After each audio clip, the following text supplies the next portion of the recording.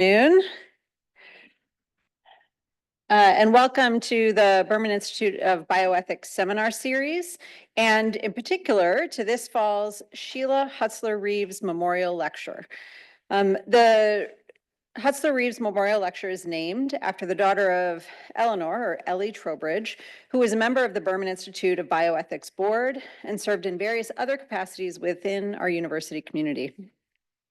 Ellie's daughter, Sheila Hutzler-Rives, succumbed to breast cancer in 1988, and up until her own passing in 2007, Ellie was a firm advocate and supporter of palliative care programs at Johns Hopkins and beyond. We honor her memory and that of her daughter twice a year with a lecture related to longstanding and/or emerging ethics issues in palliative care, broadly understood. This fall, I am delighted to welcome Emily Largent to give the Hutzler-Rives Memorial Lecture. Emily Largent is the Emanuel and Robert Hart Associate Professor of Medical Ethics and Health Policy and Chief of the Division of Medical Ethics at Penn. She holds a secondary appointment at Penn Law, is a senior fellow at the Leonard Davis Institute of Health Economics, and is affiliated with the Center for Health Incentives and Behavioral Economics. Dr. Largent's work focuses on the social, legal, ethical, and clinical considerations arising from our evolving understanding of neurodegenerative diseases, particularly Alzheimer's disease. Her work is supported by grant awards from the National Institute on Aging, and Dr. Largent is a member of the Greenwall Faculty Scholars Program class of 2023. She was the 2023 recipient of the Baruch A. Brody Award and Lecture in Bioethics and is an elected fellow of the Hastings Center. Dr. Largent studied science, technology, and international affairs as an undergrad at Georgetown University and earned a second degree in nursing from Penn Nursing. She received her PhD in health policy with a concentration in ethics from Harvard University and her JD from Harvard Law School. She is a slacker and has a lot of spare time. Dr. Largent was previously a fellow in the Department of Bioethics at the National Institutes of Health and clerked for Chief Judge Jeffrey Howard of the United States Court of Appeals for the First Circuit. Please join me in welcoming Dr. Emily Largent.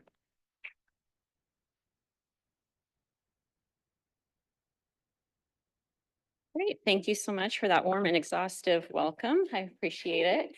I'm very much looking forward to talking today about what's been a focus of my research now for many years, which is Alzheimer's disease, but really thinking about decision-making in the context of a diagnosis of Alzheimer's disease, or for people who are facing the potential they'll develop it in the future, and really who is making decisions in that context. I do have grants from the National Institute on Aging and the Greenwall Foundation, but the views that I'm sharing today are my own. And just as an important part of framing how I think about Alzheimer's disease, right? I think of it as a disease of autonomy. I am not approaching this as a clinician necessarily. I really am thinking about this as a lawyer and an ethicist. And what we know is that our society places tremendous significance on independence and self-determination.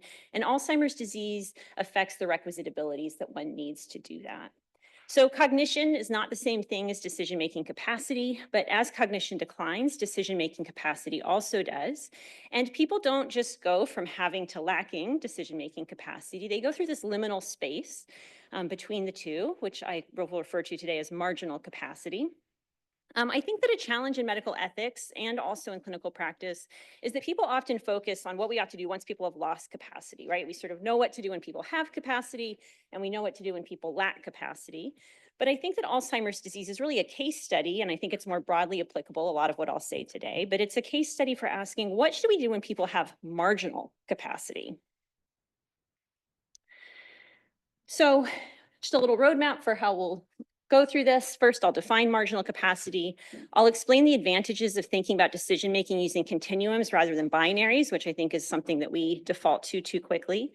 I'll define supported decision-making and identify how it can aid persons with marginal capacity in making their own decisions longer. And then I'm going to finish by presenting preliminary data on how dyads of patients who have a diagnosis of mild cognitive impairment and early-stage Alzheimer's disease and their caregivers approach decision-making in their day-to-day life. So what do I mean by marginal capacity? As I'm sure most of you are familiar with, capacity is really the context and task-specific ability to make decisions, and it's comprised of various abilities. So the ability to comprehend information, that is to understand what is said to you, to appreciate it, that is to apply your values to that information, to reason both comparatively, right, X versus Y, and consequentially, we want to know, if A, then B, and also to communicate a choice. And because it is context and task specific, it's really important to frame it as capacity to what, right? I think we sometimes overly default to this idea that a person has or lacks decision-making capacity, but it's much more helpful to specify capacity to consent to chemotherapy, capacity to consent to surgery. And as you'll see, I'm emphasizing this point in part because when families are dealing with a diagnosis of Alzheimer's disease, both as patients and also as caregivers, they are really oftentimes, I think, intuitively reaching for this idea of capacity to what, right? They are making that sort of distinction in their day-to-day lives. Now, patients with marginal capacity demonstrate increasing compromise across these various decisional abilities. So here is a graph. This is not my research, but it shows that when we look across the left-hand side, we see the different aspects of capacity, right? So communicating a choice, reasoning, appreciating the consequences, understanding. And what we see is that there are just a group of individuals who fall into this area of being marginally competent, right? They just are sort of on the edge. We don't say that they're incompetent. We don't say they're competent. Rather, they really just are in this gray space in between the two, this liminal space of marginal capacity. So I think marginal capacity is a clinically and an ethically important transition point, right, between capacity and incapacity, because there are opportunities for interventions to improve decision-making when people are in this liminal space. And we know that patients with marginal capacity can demonstrate full or at least enhanced capacity if they receive various accommodations in the informed consent process. And what I really want to motivate, right, is that marginal capacity has been with us forever. I'm not saying that this is a new phenomenon, that there are people with marginal capacity, but I think it's becoming much more urgent for at least 3 reasons. So the first of these reasons is we just have this demographic shift happening. So a growing number of older adults are living with a diagnosis of Alzheimer's disease. So right now, we have an estimated 6.9 million Americans over the age of 65 who are living with dementia, but we think the number could grow to 13.8 million by 2060. So huge growth in the number of people with marginal capacity. Additionally, Alzheimer's disease is going through this incredibly exciting time where we're actually changing fundamentally how we understand what it means to have a diagnosis of Alzheimer's disease. So for a very long time, we depended on people going into clinic and they described a characteristic pattern and onset of symptoms. And the doctor said, you know what, you likely have Alzheimer's disease, but that could only be confirmed on autopsy. So it was a probable diagnosis. It was clinically informed, it was probable. And then when somebody died, you could confirm it. But now, because of the tremendous amount of money that's been put into research to really try to identify a disease-modifying therapy, we understand the biomarkers of Alzheimer's disease, so amyloid, tau, and neurodegeneration, and it's now possible to identify that pathology in vivo. And what we know is that this pathology can be seen developing years or even decades before the onset of cognitive impairment. So we can now identify people who are at increased risk for developing cognitive impairment, even before there's any sort of manifestation. Now, to be clear, some of these people will say that they have subjective cognitive impairment. They feel like they're more forgetful. They can kind of tell something's off. But if they were to go in and have the standard battery of tests, like neuropsychological testing, there would be no evidence on that testing that they were not cognitively normal.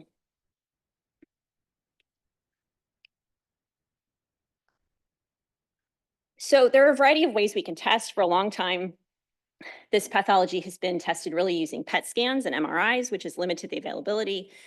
But just within the last few years, there's been the development of blood-based biomarker tests. So it's now possible to just draw blood and to send that off and to find out if somebody has these elevated biomarkers.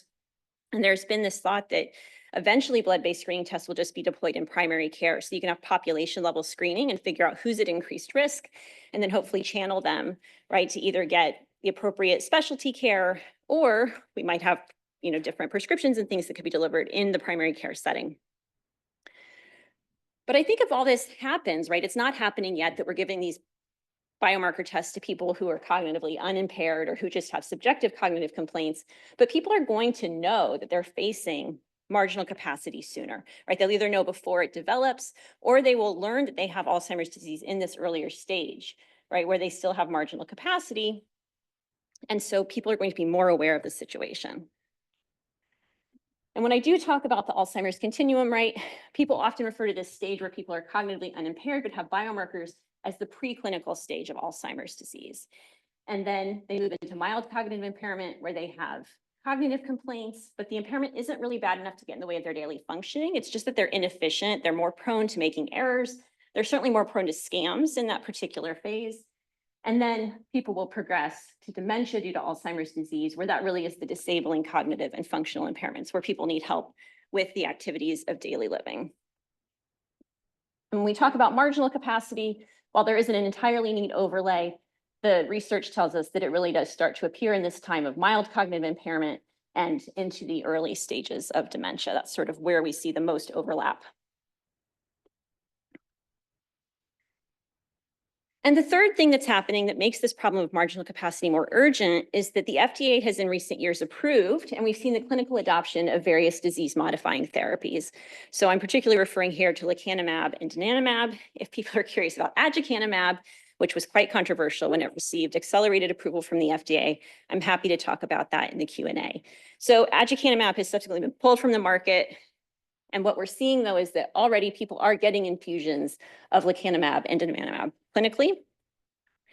That is given to people who have MCI or who are in those mild or early stages of dementia.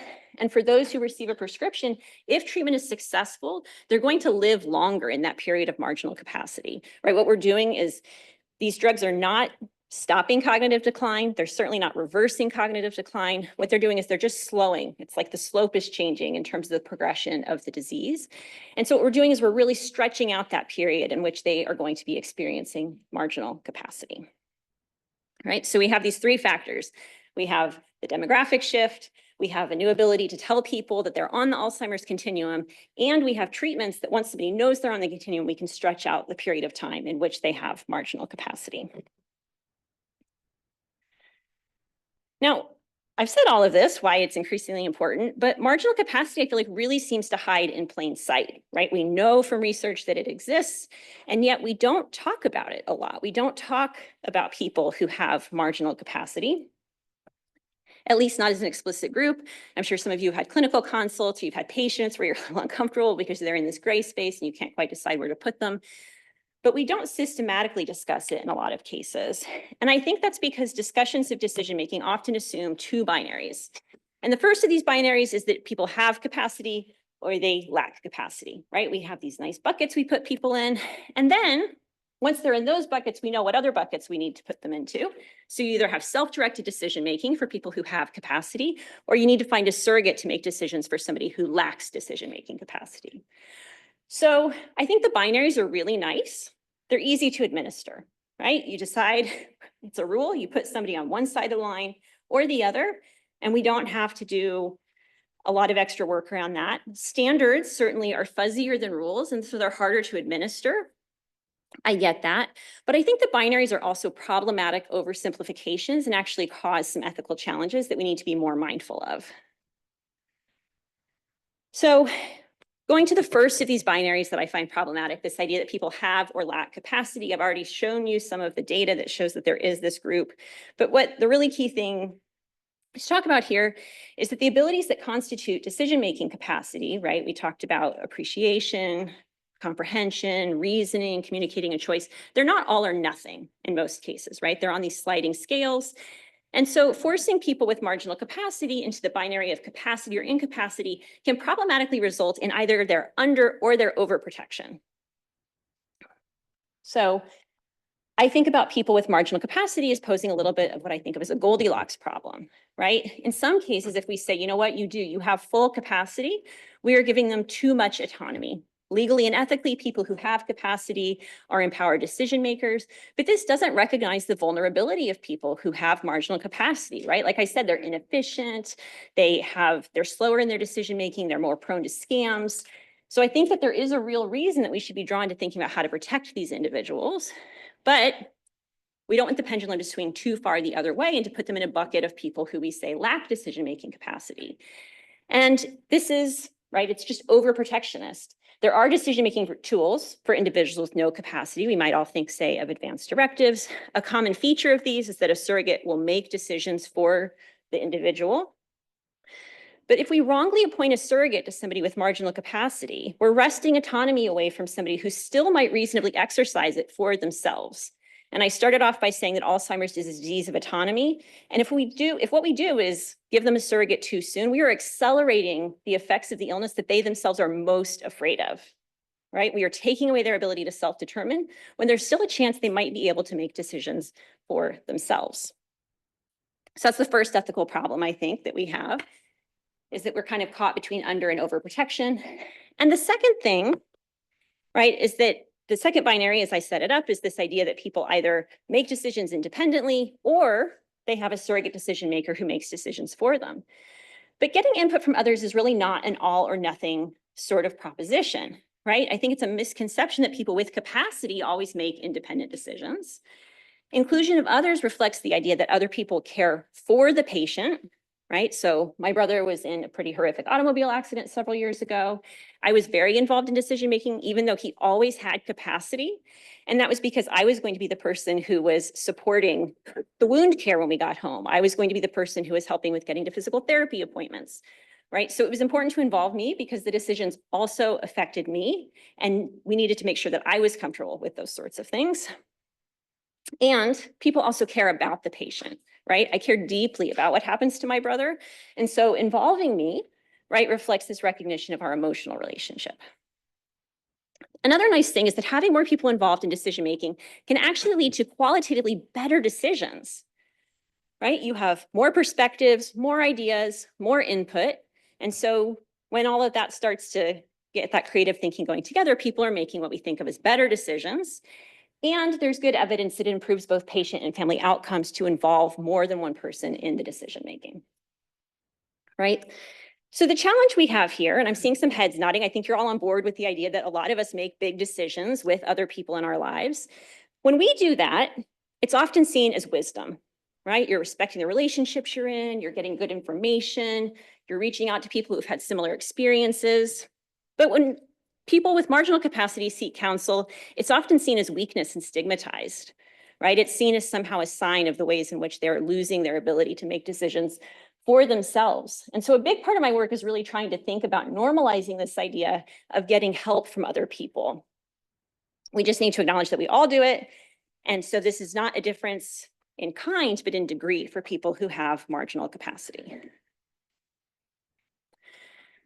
So if we move beyond the binaries, which I think is very important, we can explore various decision-making approaches that are intermediate to either self or surrogate-directed decision-making, right? So what we can do is really stretch this out. So on the x-axis, I have at the origin full capacity, and at the other end, we have no capacity, but in between, we have marginal capacity, and also this idea that there are some abilities that are constitutive of capacity, but a little bit less than marginal. And on my y-axis, I have decisions that are made by the patient only at the origin and others only at the top of that axis. But in the middle, we see there's a blend of patients and others working together to make decisions. And what that shows us is that we really have these very small areas that in reality are truly independent decisions or truly dependent decisions where we're just relying on the surrogate decision maker. Instead, what we have are a variety of ways that people can decide with others, right? They can have self-directed decisions where they get input from other people, they can have supported decision-making, or they can have permission and partial involvement. That's really something that is in the pediatric space. We can all think of assent that we might get from children and parental permission. I think it's an idea that we need to adopt into adult practice without infantilizing people, but to really recognize the ways in which we can still keep people involved in decision-making even after they have lost capacity. So my colleagues and I, when we wrote the paper that this graphic comes from, talked about this as interdependent decision-making, really trying to convey that two or more people, in this case, the patient and trusted others in their lives, rely on or are accountable to each other in either the process of decision-making, right? Somebody helps you with the actual logistics of deciding, in the outcomes, That would be right if you make a choice that affects me because I have to drive you to the doctor, or in both process and outcomes, which I think is the most common. The other thing I want to make sure I clarify is that interdependent decision-making is distinct from shared decision-making, right? So there's a lot of interest in shared decision-making where a clinician who's the expert in medicine and patients who are experts in themselves evaluate intervention, consider the patient's values, preferences, and interests, and then reach some sort of joint decision, bringing their respective expertise to that decision-making. But in interdependent decision-making, patients are working with trusted others, family members, or friends to make those decisions, right? So whereas we think of this shared decision-making as, say, being governed by fiduciary responsibilities and other sorts of aspects of the patient-clinician relationship, interdependent decision-making is really governed by different normative commitments, right? So we have to think of these things as separate. But that being said, shared decision-making is compatible with interdependent decision-making. And what I see when I am working with my colleagues at the Penn Memory Center is that oftentimes what we have is, in fact, interdependent decision-making where a patient and a caregiver come in together, they're making a decision in an interdependent fashion, but the clinician is sharing that decision with them, right? So we can see how these things work together. They're not exclusive, they can overlay. Now, for the remainder of the talk, I'm going to zoom in and talk about supported decision-making, which has been the focus of my research. So what is supported decision-making? So supported decision-making occurs when an adult who has impaired capacity or marginal capacity, and they are often referred to as the beneficiary in the legal sort of speak around supported decision-making, enters freely into an agreement with a closely trusted person or persons who are referred to as their supporters, who assist the beneficiary in exercising and enhancing their self-determination.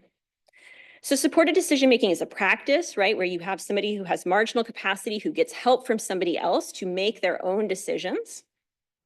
And it can be used informally, or it can be formalized in an agreement in the states that recognize supported decision-making.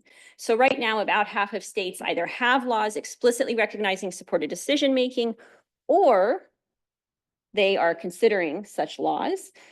And I think that particularly after last week, it's worth noting that Texas was the first state to have supported decision-making explicitly recognized. California was one of the most recent states. And if there's anything that Texas and California can agree on, we should probably look at that as something that has shared values behind it, right? Which is promoting the autonomy of people who have marginal capacity.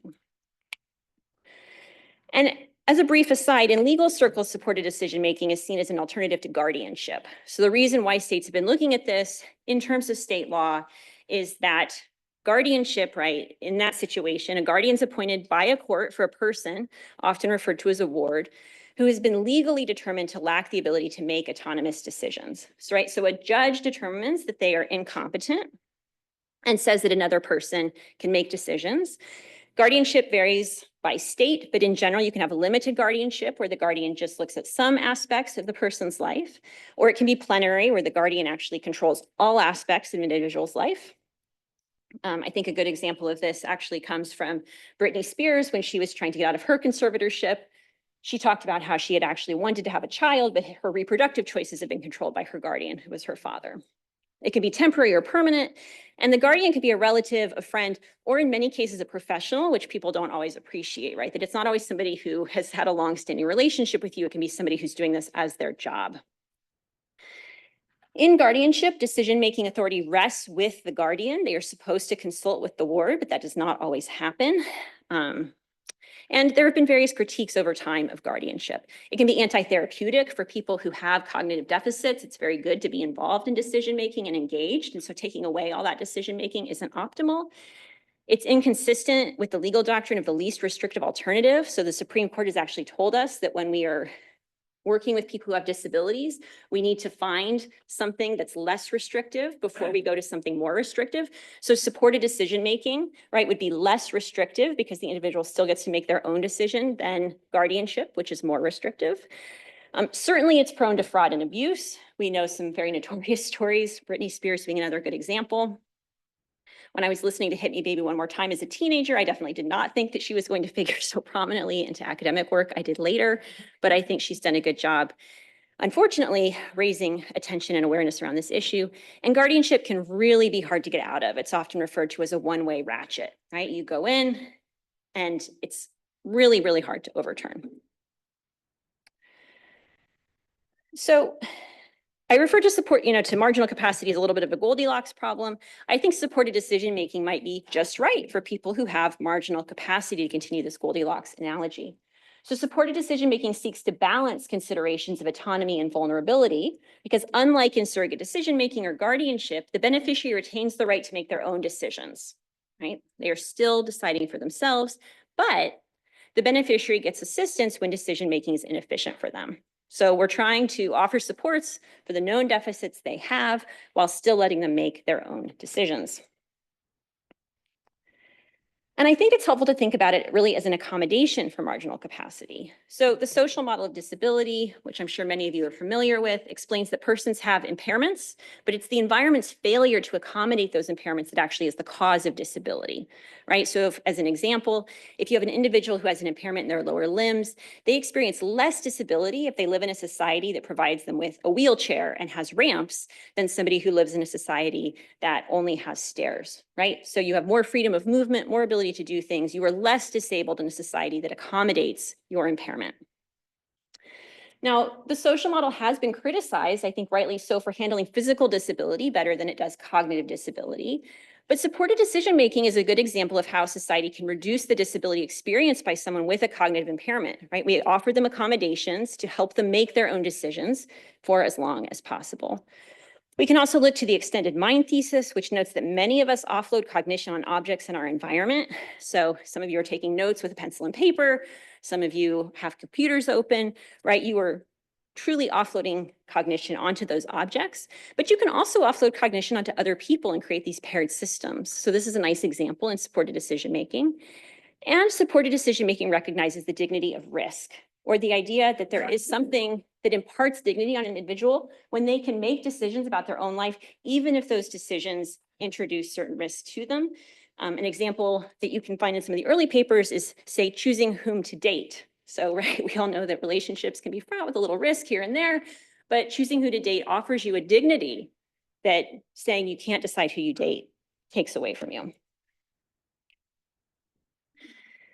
A strength of supported decision-making. So I always feel at this point when I'm talking about it that people are like, yeah, but what is it really? Like, you've talked about some ideas of helping people, but what is it? But it's meant to be very flexible and to look different for different people, right? So the domains in which support is given and the kinds of support can be individually tailored. The idea really is that you match it to the person's deficits and the things they identify as where they want help and the kinds of help they want. And it can be used alone or in combination with other legal tools. So a person might have supported decision-making for some aspects of their life, but they might still have a power of attorney, say, for their finances. It doesn't have to be supported decision-making for everything. So if somebody comes into the memory center, their supporter might, for example, help with taking notes if they have trouble with their memory.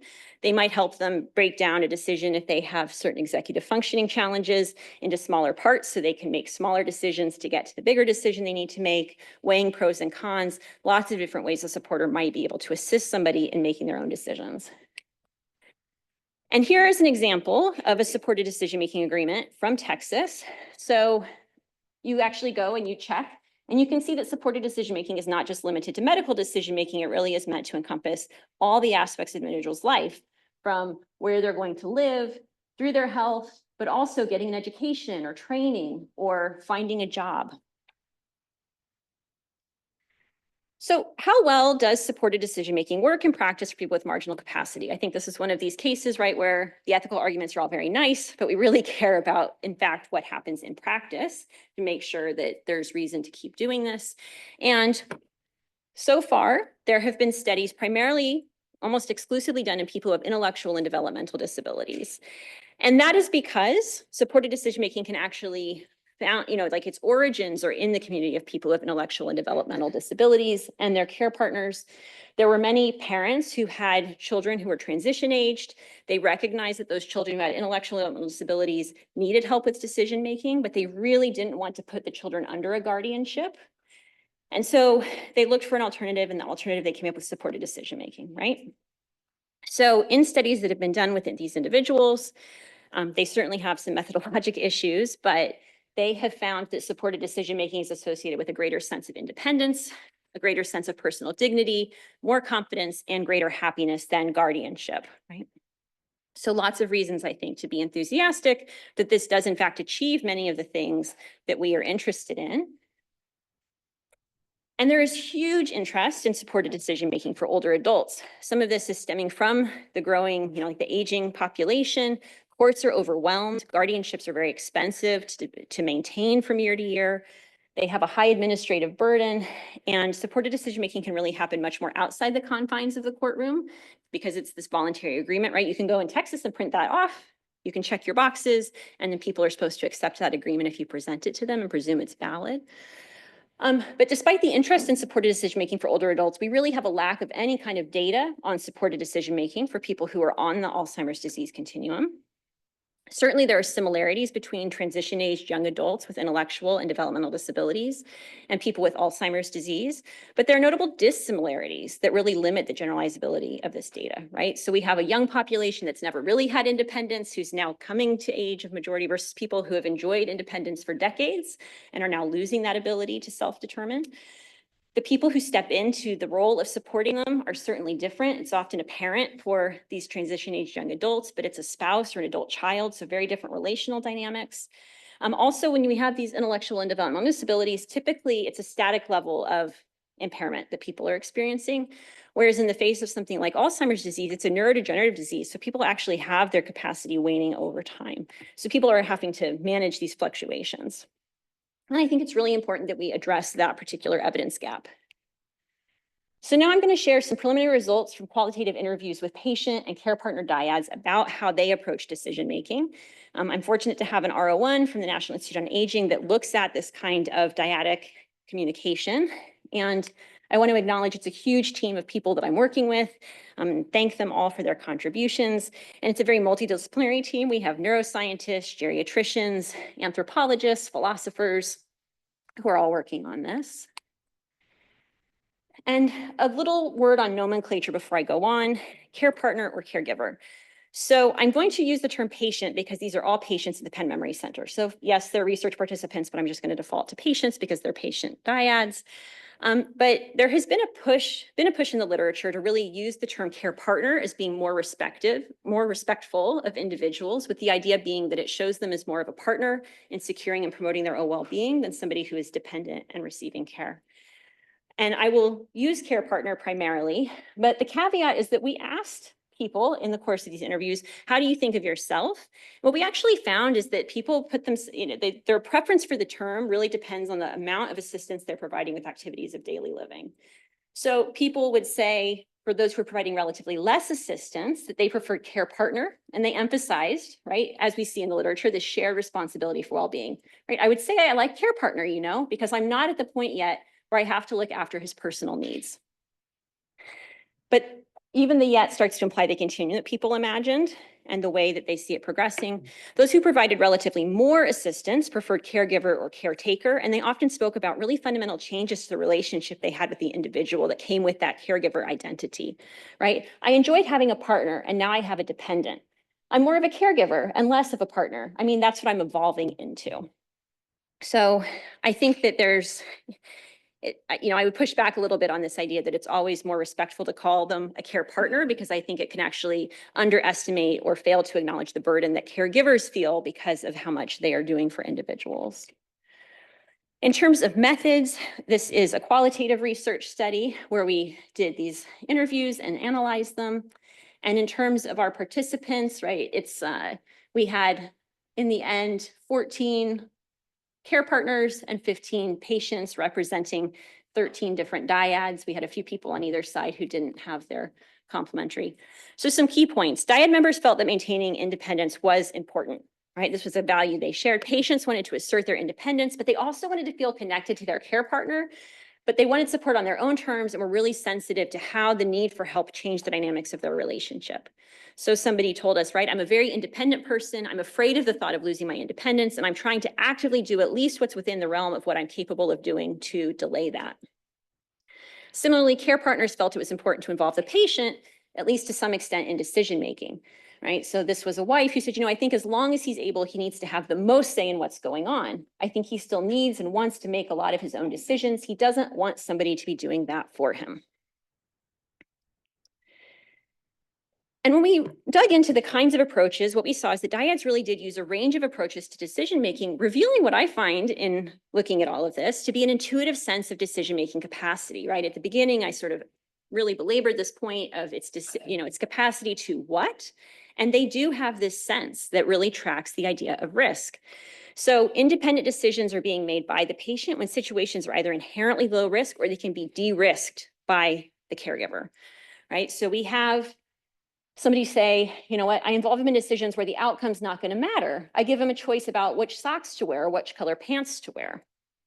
But then in other cases, people had slightly more sophisticated approaches, right? There was a son who was talking about how his mother really wanted to keep her checkbook. It was very important to her to remain involved in her finances.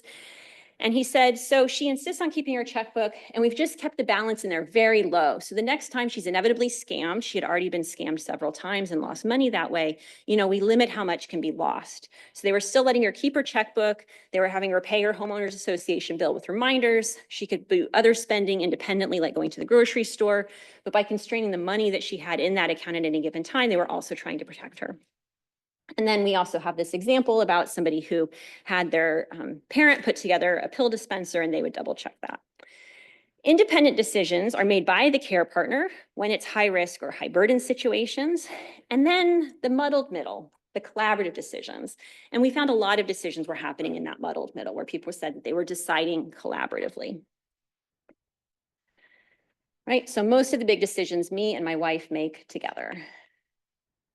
So one of the things we wanted to understand is what makes a decision hard for people who are in this situation, right? What are the characteristics that they found most difficult? So when we asked both, and we interviewed them separately, the caregiver and the patient, right? The most commonly reported hard decisions they often agreed on were giving up one's car, followed by giving up control of one's finances and choosing where to live. Those were the hardest ones. And these were often described as collaborative decisions, right? People said, well, we really did make these decisions together, but it didn't always feel that way to the parties. And I think it's because sometimes it's a question whether or not these were really even decisions, but they were inflection points in the progression of illness that they were facing. And so while they put them under the heading of decisions, they were more like hard changes that people were facing. But there were three factors that made decisions hard, right? Or the change hard. And it was the outcomes, the traits of the people or the relationships, and then what I refer to as big feelings. So in terms of outcomes, right? Oftentimes in these situations, these hard decision-making situations, there were required trade-offs between important values, right? So we were deciding between the decision that promoted independence or the decision that promoted safety, right? So it was hard just to figure out how to weigh these things.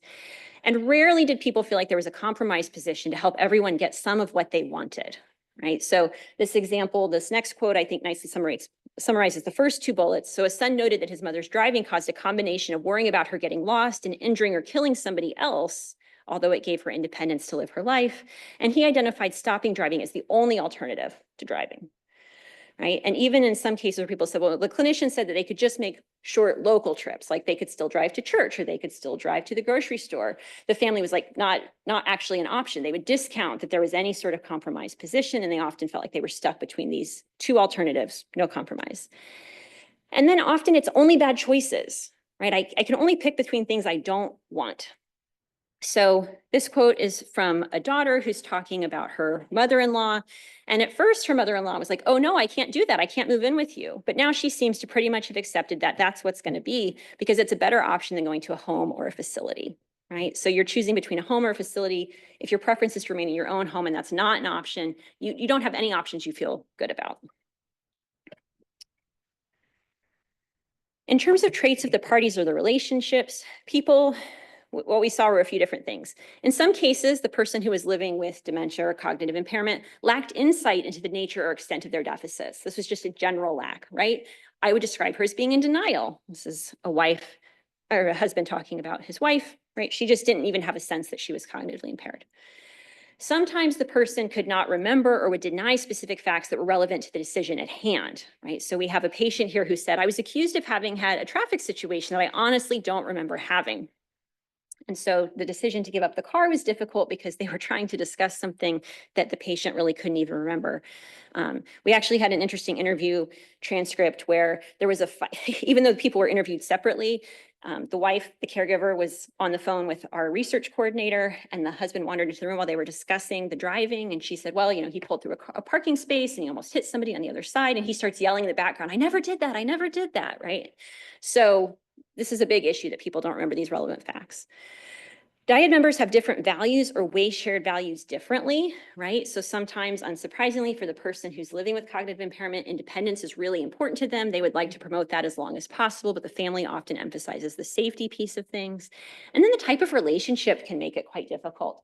So spouses at least would tell us that they had some sort of pattern for this, right? They had made big decisions together for a lot of their lives. And even though the disease was changing how they approached those decisions, they had a pattern of collaboration or history that they could pull back on. But for adult children, it was particularly difficult because they were actually seeing an inversion of the caregiving relationship that they had long enjoyed and often felt like they were losing the parent. They found it difficult to figure out how to approach it. And so the traits of the relationship, that spousal versus adult child dynamic, is really, I think, particularly tricky. Okay, big feelings. So the big feelings can be grouped into a few buckets. So there's sadness regarding the decline and fear for the future. These are, again, I talked about how these are often inflection points in the progression of illness. People say these are hard decisions because they're really facing the fact that things are going downhill. So one person reflected, I think that part of it is he's embarrassed. He realizes that things are taking a turn. We're crossing into the next chapter here. People have a sense of grief, and they grieve a lot of things: losing control, losing independence, a lost sense of identity or of power. So there was an individual who had to give up their truck. It was the truck they had used. They were a tradesperson. They had used it throughout their career. And that decision goes back to the core identity of his work and who he is as a person. Right? So it was really symbolic of much more than just the ability to drive around, but of all this. And then the powerlessness, right? I let God fight my battle because I'm powerless now. Anger came up, right? But what you don't factor in is the anger issue. I can't imagine divesting myself of all the things that I love, that have been part of my life, when I have a disease that you don't have control over, you know. So he definitely had anger. And then frustration. So this is a son who said, I'm just banging my head against the wall trying to help, but you're giving up. He felt, in this case, it was an interesting reversal, kind of a contrary pattern to what we'd seen in other interviews, where the dad said, you know what, I don't think I'm safe anymore to drive the family boat. So I'm going to give up the boat. I'm going to sell the boat. And the son was really upset that the dad had made the decision to sell the boat. And it was because he saw it as giving up and he wanted his dad to keep fighting, right? And so we see that people have these different feelings that come to the surface in the course of these decisions. So at the very end of the interview, after we've already talked to people for quite a long time, their interviewees are given a definition of supported decision-making and asked how supported decision-making compares to what they are already doing in their day-to-day relationship. And they overwhelmingly told us that they are already using supported decision-making techniques for some of the decisions that they're approaching. And I think that's consistent with what I've shown you so far, right? This idea that there's this muddled middle of collaborative decision-making happening that often does look a lot like supported decision-making. So one patient told us, I feel like it's supported decision-making. And his care partner said, I think it's fairly similar to supported decision-making, but our approach developed just organically. Supported decision-making would be more of a system. And what this starts to get to is that care partners especially would welcome guidance on decision-making, because even though we often focus on the very custodial aspects of caregiving, right? Are you helping with the feeding, the bathing, the dressing, the toileting? The decision-making was taking up a huge amount of space for them, even in the early stage of illness before people needed help with a lot of those activities of daily living. They were really struggling with the desire to get it right, and they wanted reassurance they were doing it well. They needed some sense of how they were approaching it. So one son told us, for neophytes in the memory challenge, the memory battle, we still feel like we're flying blind in some way. I just don't know. And so they all said that, really to a person that they would be very grateful for advice and recognition in clinical encounters about how difficult the decision-making piece of things was. I think this gets me to a broader point, a thread that's pulled through some of my work, which is that we really need to acknowledge the cognitive work of caregiving, not just that physical and emotional labor. I think there's insufficient attention paid to that. And if we really take the cognitive work of caregiving seriously, there are a lot of implications for policies. So during the COVID pandemic, for example, people pointed out that visitor restrictions, that care partners are not really just visitors at the bedside, they provide these other functions. So if we really think of supported decision-making as an accommodation for somebody who has a disability, we wouldn't take away somebody's prosthetic leg at the entryway to the emergency room. And similarly, we maybe shouldn't take away the person who is their extended mind, right? The person who helps with their cognition. Similarly, we would need to think about things like right now in medical records, there's generally no good place to put down who the caregiver is. Like there's no clear field where you can record that information and easily find the person's name and contact information. So just having a field in Epic or your medical record where you can find that person's name and information would be really useful. It might involve longer visits. It might involve having a second chair so that the care partner can come to visits and just sit there comfortably, which isn't always the case. This would require changed reimbursement models, I think, as well.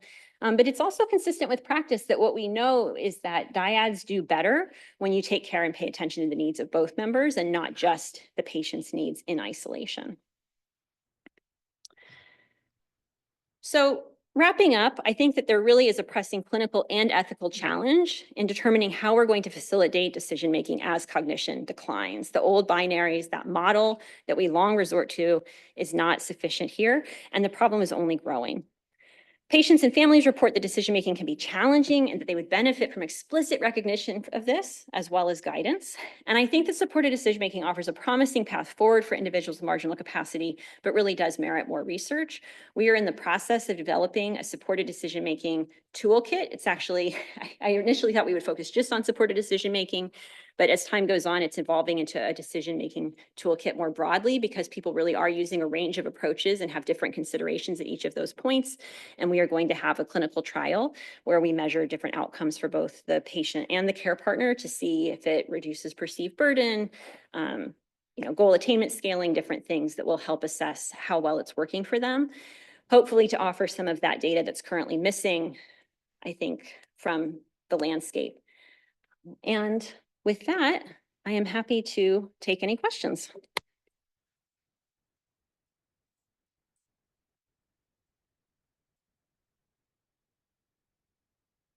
On? Yep, great.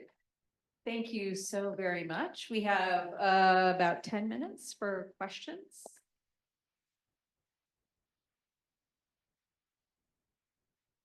Thanks, Emily, for a really, really great talk. I'm thinking back to the early days of cancer genetics. I was involved at the time that the BRCA1 and 2 genes were cloned, and we talked a lot about creating a new category of at-risk patients in that liminal space.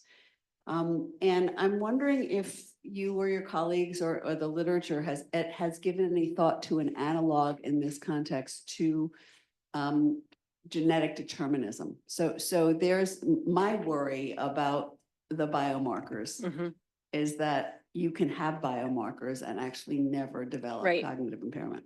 Absolutely true. So those people sort of, it's almost like the liminal space between your first and second category. Yeah. Like what happens there? Yeah, so I've actually done a fair amount of research on people who are cognitively unimpaired, who have a biomarker disclosure and follow them to see what happens. And this research was initially done because people were so worried that disclosing the risk of Alzheimer's disease to people would be both not understood because it is not, in the genetic case, it's not deterministic, right? It's a susceptibility gene. And certainly you're absolutely right that having the biomarkers doesn't mean that you will develop it in the future. We talk about it as an increased but uncertain risk of developing cognitive impairment in the future. But there was a thought that people just didn't have sort of the health literacy to understand that it was a risk. And then there was also a concern that because Alzheimer's disease is so stigmatized, because it's so feared, that it was unsafe to share the information, right? That people would experience clinically significant levels of anxiety, depression, or suicidality. So the studies were done piggybacking on clinical trials that actually had to disclose, or the argument was that they had to disclose because you wanted to have people come into the trials who were at increased risk. And so getting into the study was almost like a disclosure in and of itself. And we found that it's actually not unsafe. People do well, especially with pre-screening. They handle the information and they have a generally pretty good understanding of information once you give it to them. And they do find it to be meaningful, even when they acknowledge it's not clinically meaningful, because they do make life changes. It seems like they exercise more, they eat better, they talk about, doing more Sudoku And then they make decisions too, like downsizing, moving closer to their adult daughter who's going to be their caregiver should they develop cognitive impairment. So I think it can be quite powerful. The question there, though, and I think the thing that you're getting to has been work that's been done almost on stereotype threat, but people really do fear that it's happening. And it seems like there's some early preliminary evidence that their cognition worsens just knowing that they have the biomarkers, even in the absence of any measurable cognitive impairment, like they do worse on the testing. And that's been done through randomized studies that show that people who have the biomarkers, if they know versus don't know, do worse on the cognitive testing. So I think what we're creating are certain patients in waiting. It's certainly become very controversial as we push earlier to secondary prevention trials and think about giving drugs to people who are unimpaired. And so there's thought about it. There's a lot of, I think, discord. And as in many cases, I think the Alzheimer's ethics community has a lot to learn by looking outward, which I don't think it always does a great job of doing. Does this one work? Yes. Hi, Emily, Travis Reeder. I love the project. It's so interesting. I was sitting there for a lot of the talk trying to figure out how that document from Texas that you showed could be like concretely helpful, especially because I really like the point, like California and Texas can agree on this, like surely we're onto something here. But what I was stuck on as you went on to some of the harder conversations is that it's really weak language, right? It's like somebody may help me with X, right? Yep.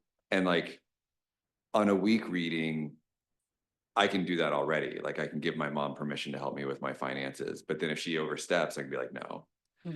And so then on a strong reading, if what we actually need is someone who can overstep, it seems way too weak to justify that.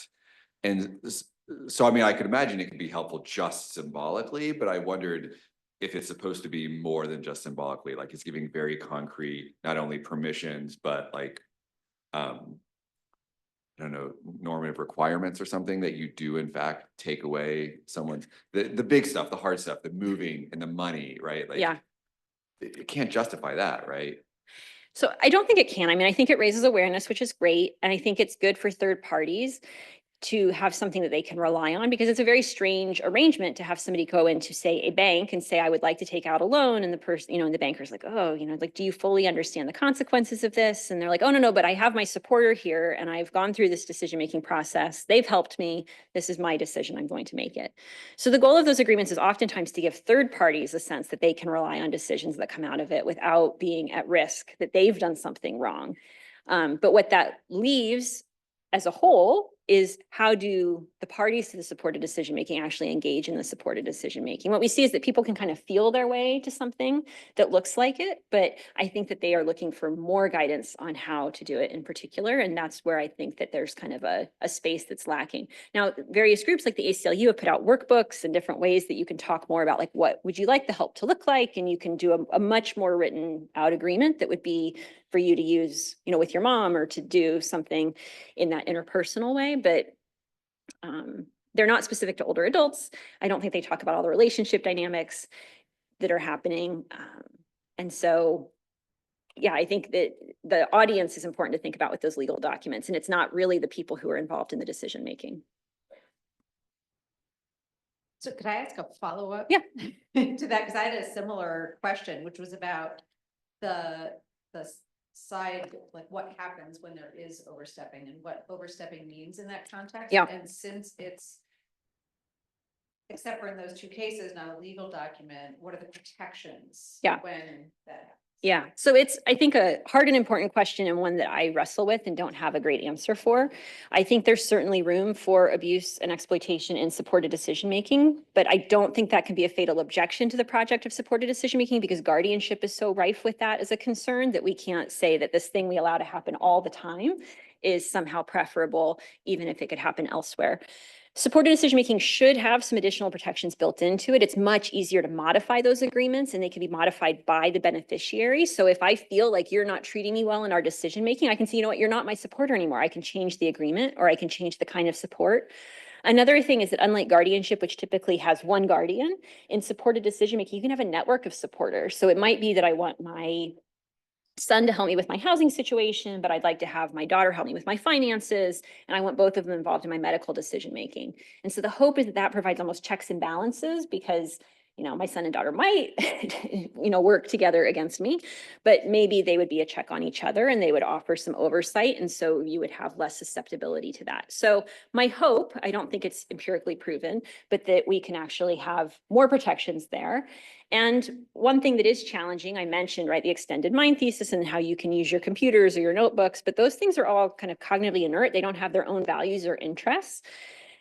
Siri's a little, but we can get to this place, right, where we know that if when you are offloading your cognition onto another individual, they have interests, and oftentimes they have interests in what decision you make, like where you live. If you're my parent who has dementia, it can have a huge impact on how long I have to drive and how much time it takes away from my kids. And so we have to, like, they have some interests that I think have a place in the decision making. And I have not for myself settled on where I think the sort of the permissible end is of me telling you, you know what, mom, it would be really helpful for you to move into this facility that's closer to me, even though you prefer this other one.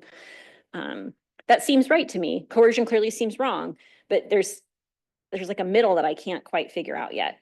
So I love the question, but it's one that I wrestle with. So if you have thoughts, I'd be happy to hear them. Thank you for the talk. So I was just curious to know your thoughts on the role of artificial intelligence in terms of facilitating decision making for those who do have a. Yeah, so I'm involved in some other projects that are very interested in using artificial intelligence in various ways. So some of it's actually to disclose biomarker results. So we've gotten so comfortable with the idea that you can disclose safely and that people understand. There's now interest in bots and other kinds of natural language processing and, you know, AI there. Certainly we know from talking with caregivers at the Memory Center that they really sometimes will go in and try to get caregiving advice through something like ChatGPT, which I think there's a good place for that. Perhaps, you know, if we trust the information, we all know that there are some limitations, but I think it could be useful. The decision-making piece becomes more concerning to me. You know, one of the things I've thought some about is like digital biomarkers of Alzheimer's disease. And when we leave these sorts of digital footprints, I think we actually put a lot of information about our risk out into the world that could be exploited. And it's not being protected in the same ways that, you know, healthcare conversations and things are. So I think it's a huge and important question, but it's like has so many layers. It's like an onion to try to unpack. So initial promise, I think there's a fair amount of downside that has to be considered alongside. And that actually takes us to the top of the hour. So please join me in thanking Dr. Largent.